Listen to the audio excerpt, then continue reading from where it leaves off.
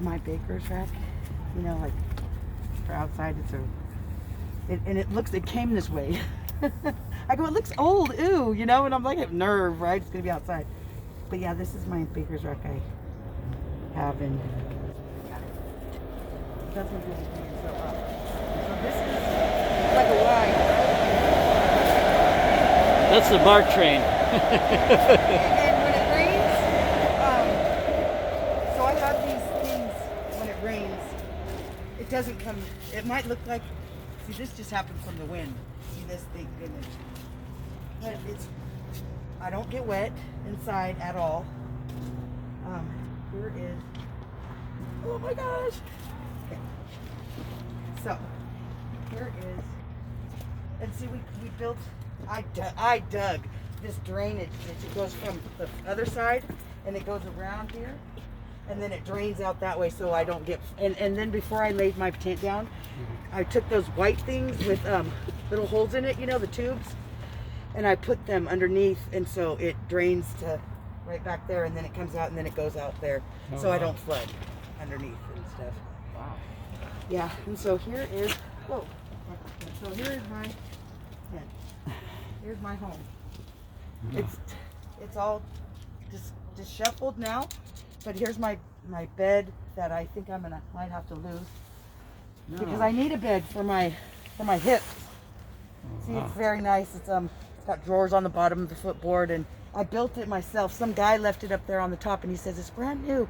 We had it in a model home, and so I brought it here, and it just had one screw missing, and it's. I got a bed, couches. I can barely step up on. I have to get a step. So, oh yeah, I have couches. I have a desk. I have normal people stuff, and I have like 15 pairs of shoes. And how long have you been here now? Over 3 years. Yeah. And over 3 years. Is this the first time they've asked you to leave, or have you ignored them in the past? Well, they gave me one once before when they first tried to tag them, or when they first tagged them up there. They gave me one also when they were here by the fence.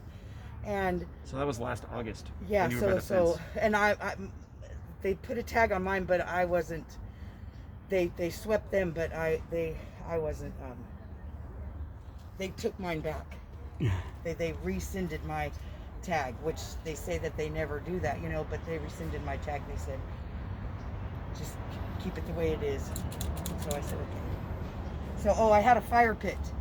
You know, a fire pit out there, the one I turned into the little flower garden. I used that for fire, and they said, no, you can't do that, and that's the only thing that I was in violation of, and so I turned it into a flower planter box, and the police, they appreciated that. You know, just to show them that I'm not going to put fire anywhere I won't. But they never told me that before. I always had fires before, and I never got warned or issued it. And that big tarp we took off went over this part? Yes, it goes over. Because I noticed you have a lot of holes in the old one. Oh no, it goes over this part. This part? right here. So this right here. It goes up here. Okay, this happened to the wind. You know the bad wind just now. So I put this here. Oh. Right, and I take one of those sticks right there. You see the long ones? And it goes up there with it, and it holds it up. Oh, okay. Because this tarp has been. And it drains better that way too. Well, yeah. When I have the sticks up on it, yeah, it goes all the way up, and then it. Yes, that's what it's all about, is the drainage, and it all drains to that side, not this side. And I stay warm in here. I don't freeze. I don't.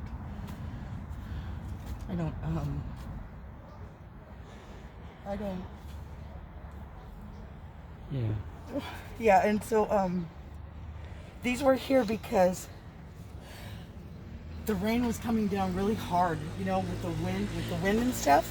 And so, and it was coming through here a little bit, and so I put these down so, you know, there wasn't too much mud here. And this doesn't get muddy at all.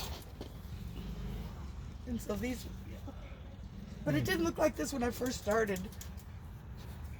But it eventually came to this because people would throw stuff from the sidewalk, like from the skate park and stuff, and so that's why I have this going like this. So it's kind of like a protection from the tree limbs and the things that the people. So did people in the community harass you too? Just the kids, because they're not. I guess they've only just learned to judge, or I don't know. They are. They say sometimes they yell, "Get a job," and it's like I just get home from working, 8 hours here, and I hear people go, "Get a job." So do you work? Yes. So you have a job. Yes. Still work for DoorDash? Yes, and I work for DoorDash now, and I worked for Sam's Club for two and a half years, and now I work for DoorDash and Roadie.com. Roadie, yeah, they do Home Depot deliveries, and DoorDash does, all the restaurants, and I go help my daughter 4 at the least, 5 at the max days a week in Oakley with my 2 grandsons because she works from home. She is a loan processor, and and I have an 8-year-old grandson and a 2-year-old. And she's married, and they have a house up there, and people say, "Why can't you live there?" Well,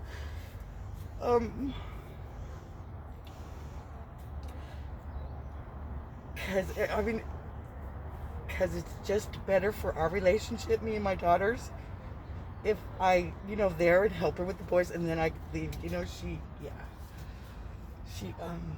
But she's great, but yeah, we've been just me and her since 2005.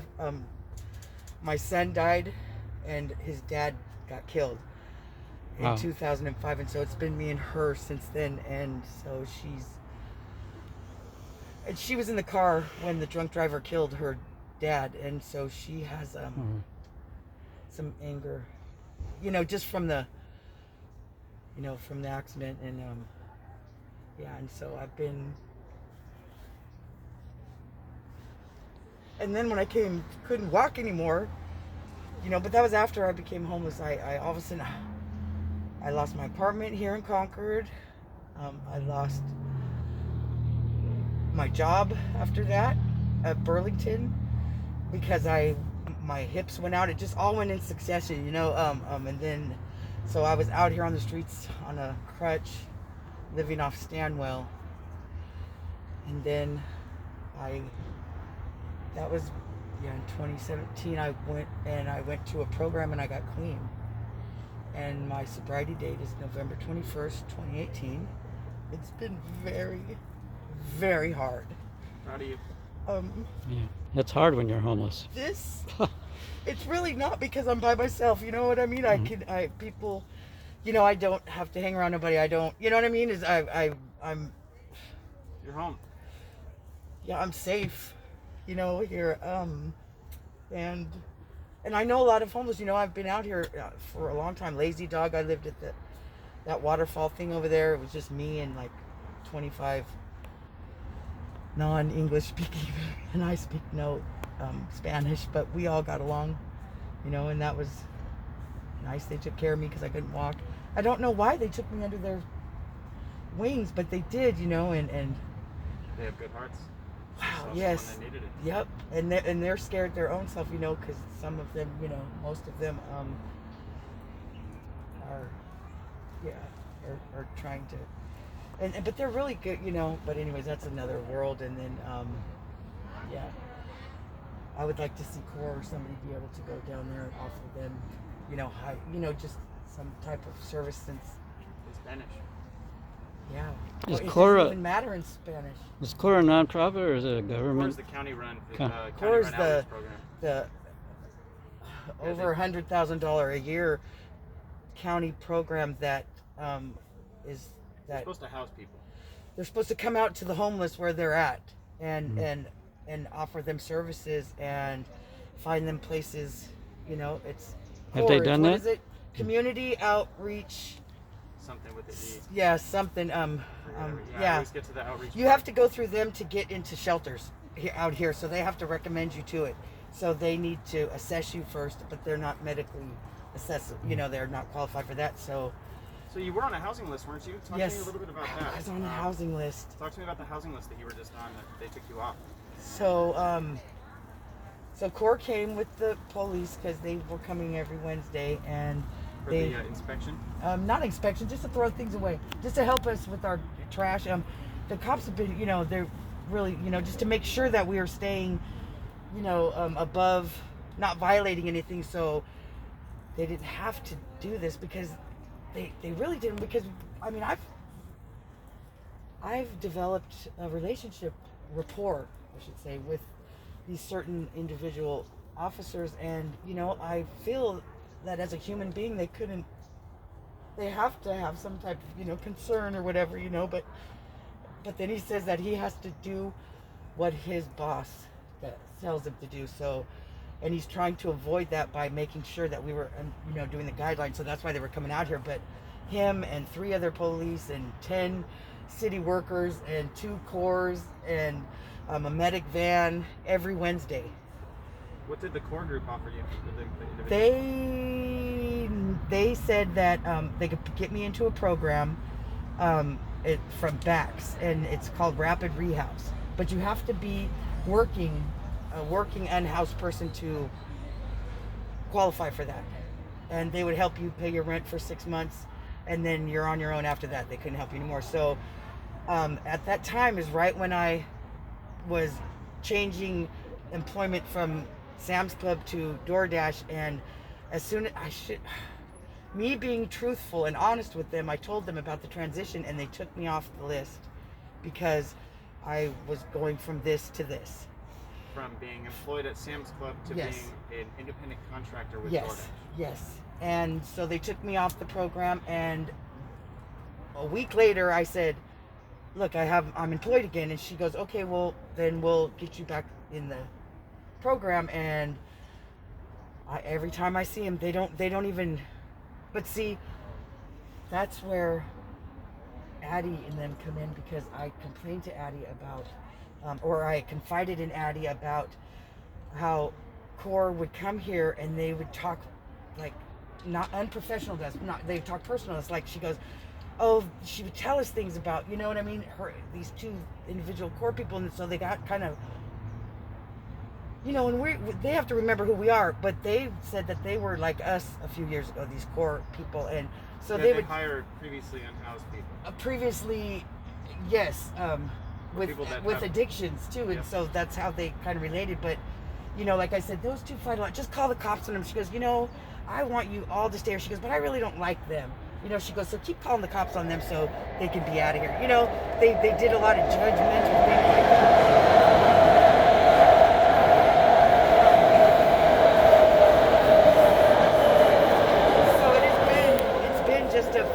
Just a month or 2, but I asked Core again, when are you going to access me again to get on the Rapid Rehouse again, and she goes, oh, well, how do you feel about getting a spot at that Motel 6 up there in Pittsburgh when it opens? I said, great, and she goes, okay. She goes, well, then I'll let you know when they're open so you can have the spot there. And so she's told a couple of us, I'm here on the premise, on this grounds, about the openings at the Motel 6, and so I'm like, okay, so they work so closely with the police. I mean, they're buddy with them, Why would they tag us now? Why wouldn't they just wait until that place opens and let us go there? Because the Motel 6 in Pittsburgh? Yeah. I believe it is open. When? Since when? The Motel 6 in Well, I Pittsburgh has drive been by open all there year. every day going to Oakley, and I haven't seen nothing stirring over there. The same one. I know that. Right there on Railroad or Pittsburgh or by the freeway. yeah. Yeah. Yeah, Pretty that they sure the just mayor of Antioch passed something in January that increased Antioch's accessibility. They're adding 15 rooms to that program specifically for Antioch, and I'm told they're already full. they're renting those rooms from that program. Yeah, but it's through the county. The county already has it coming. They already got it open. I haven't seen nobody there. Okay. I mean, I'm just I'll saying, find out. I haven't seen nobody there, I'll but find yeah, out, 'cause no, there's a I couple heard that different hotel programs. they pay like $200,000 or something like that to make sure that they reserve 20 rooms for just Antioch people to go there, right? Because Antioch does have a different shelter. Well, It's for these people out at the train tracks. Yeah, it was. You're right. Because there was an accident out there. Louis Rocha was hit by a train. I am so trying to keep up to date. You know, I try, and I'm a taxpayer. You know, I hear these people saying, I'm a taxpayer, so why, you know, can't I say who gets to stay? You know, because people say, oh, it's the view, it's the vision of, you know, the homeless, and they're scared of us and stuff. And I'm not. You're scared of me? You know, I'm more nervous about them. I feel like, you know, yeah. So I don't know what to do. I mean, they say there are drugs, there's addiction, you know, but no, there's tax-paying, employed, sober, Disabled. There's some elderly folks that live here. Oh man, disabled. How long? You said you were here like the first one for a while, and then when did other people start? About 6 months ago. 6 months ago? Yeah. When did you say that sweep was? In August? That was in August. Oh, August. Okay, September, October, November. So they got December, swept out of some other place and came here? Yes, at Costco. They were Costco. at the Costco place. That's where a lady named Asia passed away right there as they were sweeping them there. Because she was out in the cold. And they say that, you know, Jack found her.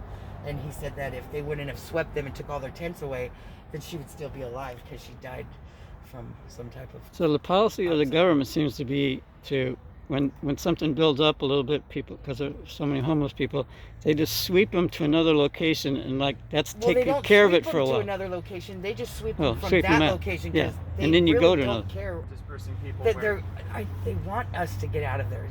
They don't, you know, that when Do you they feel like sweep they you, want you out of Concord altogether? oh goodness. Yeah. You Of want you course, to die? because then they wouldn't have this, you know, to deal with. And even though, you know, but the guy did say he was on overtime that one day, because I was like, even though it's in their 8-hour shift that they do this, he did say he was on overtime to do this cleanup, you know, this one. But they've been so nice sometimes, and you know, they go cold.